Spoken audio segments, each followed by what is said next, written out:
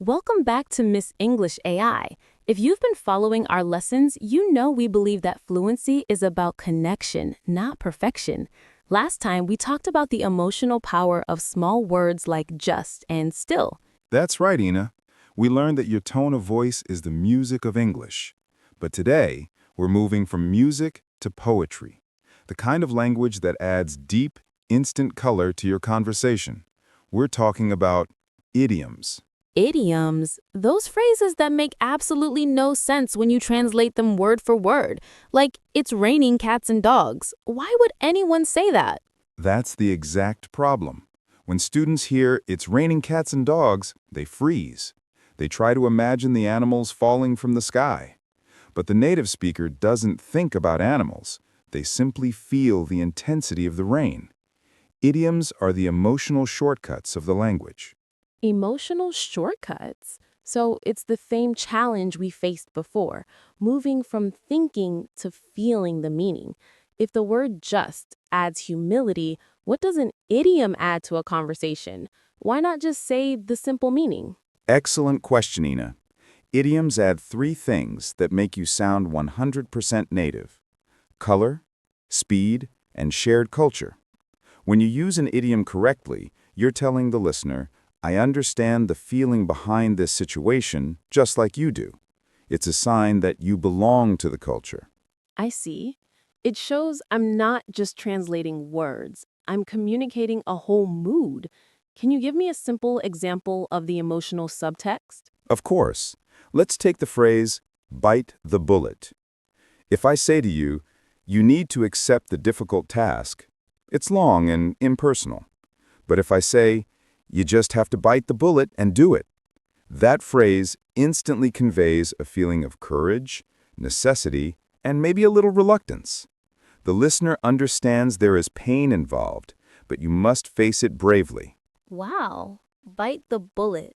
The phrase itself sounds difficult, and that sound carries the feeling of difficulty. Exactly. Let's try a happier one. Hit the nail on the head. If I say, "That answer was exactly correct," it's fine.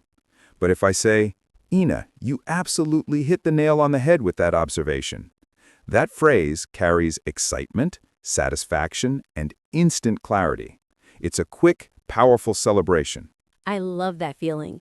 It's fast. Instead of saying, I understand that you mean that my answer was perfect, I just hear yes. It's emotional shorthand. Now, for a crucial one that stops many students, get cold feet.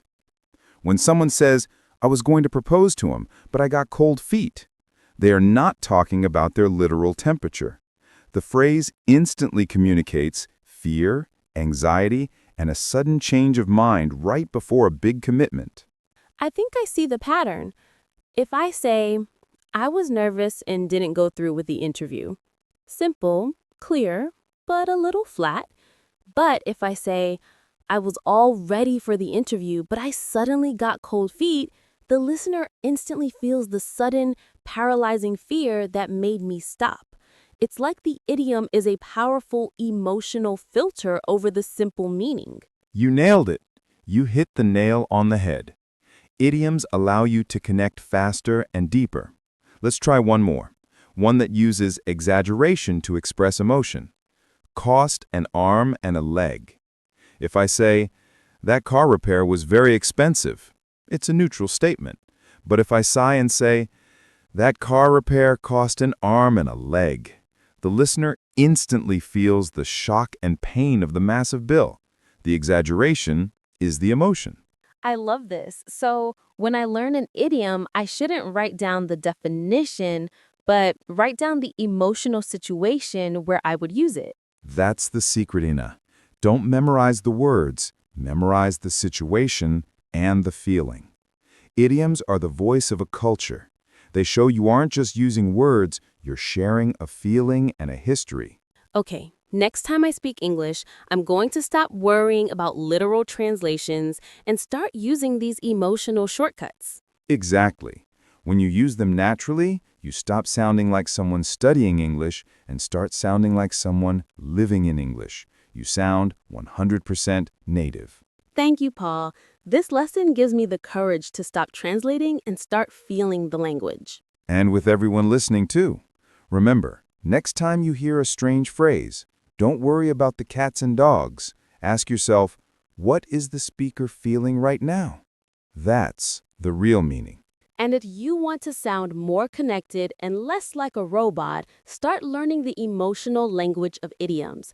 Don't forget to like, share, and subscribe to Miss English AI. See you next time, friends. Keep speaking and keep feeling.